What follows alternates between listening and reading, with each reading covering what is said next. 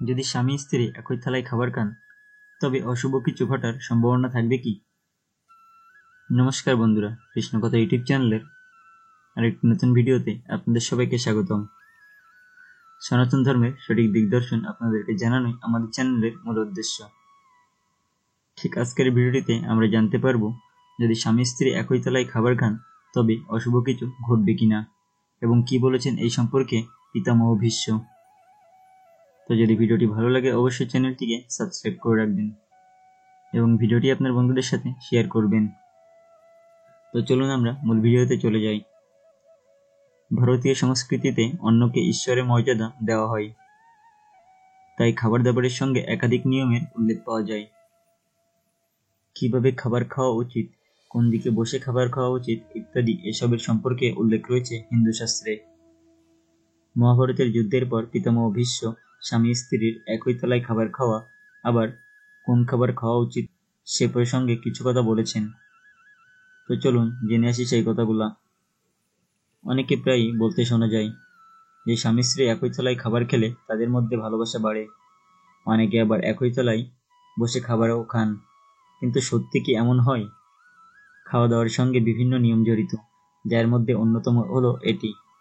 এ প্রসঙ্গে মহাভারতে কিছু তথ্য প্রদান করা হয়েছে। জেনে নিন স্বামী স্ত্রীর একই তলায় খাবার খাওয়া শুভ না অশুভ সেটা। মহাভারতের যুদ্ধে পিতামহ ভীষ্মকে পরাজিত করার পর পাণ্ডবরা সরসজ্জায় শায়িত বিশ্বের কাছে উপস্থিত হন। ভালো রাজনীতি কিভাবে করা যায়, কি কি কাজ করলে রাজ্যের উন্নতি হবে, এ সমস্ত বিষয়ে জ্ঞান অর্জন করতে যান পাণ্ডবরা। এছাড়াও খাওয়া দাওয়া নিয়ম প্রসঙ্গেও কিছু কথা বলে যান ভীষ্ম। কি বললেন তিনি, চলুন তা জেনে আসি। পিতামহ ভীষ্ম বললেন, কোনো ব্যক্তি খাবার খাওয়ার সময় যদি থালা ভেঙে যায় তবে সে খাবার ভুলেও গ্রহণ করতে নাই, কারণ সেই খাবার কাদার সমান হয়ে যায়। কোনো পশুকেও সেই খাবার খাইয়ে দেওয়া উচিত। পিতামহ জানান যে ভাইদের সবসময় একসঙ্গে বসে খাবার খাওয়া উচিত।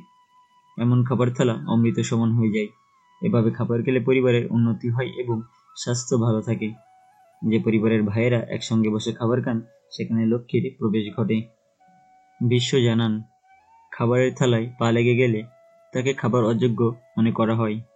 এমন খাবার ভুলেও খাবেন না, তা না হলে দারিদ্র্যের আশঙ্কা বজায় থাকে। আবার খাবার খাওয়ার সময় তাতে চুল বেরিয়ে এলে সেই খাবার খাওয়ার যোগ্য থাকে না, সেটি দূষিত হয়ে যায়। এমন খাবার খেলে ব্যক্তিকে আর্থিক লোকসানের মুখে পড়তে হয়। অবশেষে ভীষ্ম পিতামহ জানান যে স্বামী স্ত্রী একই থালায় খাবার খাওয়াকে শুভ বলে মনে করা হয় না। এই খাবার মদের সমান।